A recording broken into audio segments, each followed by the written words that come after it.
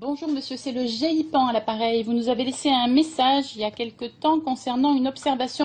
Je revenais de Saint-Nazaire, j'ai vu des points, deux points lumineux, alors il y avait qui volaient à l'horizontale.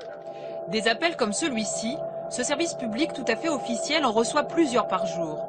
Des témoignages écrits, des photos et même parfois des vidéos. Oh! Oh! Mais ne hurle pas comme ça! Oh! Oh maman! Mais c'est quoi? Pourquoi tu Mais hurles? c'est extraordinaire! Arrête de hurler comme ça, enfin! C'est des étoiles! Mais non, c'est c'est fou! pas des étoiles! On n'a jamais vu ça! Je vais dire après! Mais il faut surtout appeler, il faut appeler je sais pas quoi, là!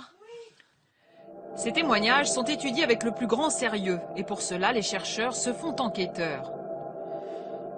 Ce jour-là, l'homme qu'ils viennent entendre est un ancien fonctionnaire du ministère de l'Intérieur. Il préfère rester anonyme, se décrit comme un esprit rationnel, et pourtant l'expérience qu'il a vécue ne l'est pas. Et en fait, il est venu juste au-dessus de moi. D'accord. Donc j'ai très bien vu cette sphère, parce que c'est réellement une sphère. Et là, je me suis senti observé, et là je suis rentré. Je suis entré dans la véranda. Son aventure aura duré une dizaine de minutes. Son entretien avec le chercheur, plus de 2 heures.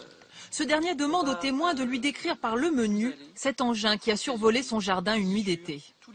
C'est une expérience qui est bizarre. Dans quel sens? Vous avez un peu honte? Non, du tout, du tout. Non, c'est pas courant quand même. Puis je pense qu'on peut raconter ça à quelqu'un, est-ce qu'on va vous croire? On n'est jamais préparé à quelque chose qui vient dans votre vie d'un seul coup,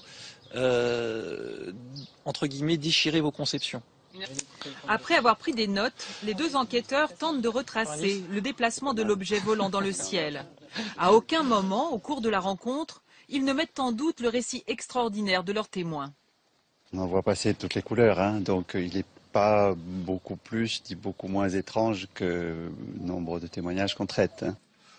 De retour au centre, les chercheurs modélisent sur ordinateur les déplacements de l'OVNI. L'idée est de tenter de d'autres témoins. Une première étape pour une enquête qui peut durer des années. Avant, c'étaient les militaires qui traitaient ces affaires, avec des dossiers souvent classés secret défense, car le sujet était jugé stratégique. Depuis 1977, ce sont des chercheurs et pas n'importe lesquels. Tous dépendent du CNES, le Centre national des études spatiales. C'est ici que sont conçus et contrôlés les satellites français. C'est ici aussi que des ingénieurs participent à l'exploration martienne. Qui ne s'est pas un jour demandé en observant un ciel étoilé si une autre vie existait là-haut? Et si oui, viennent-ils parfois nous rendre visite?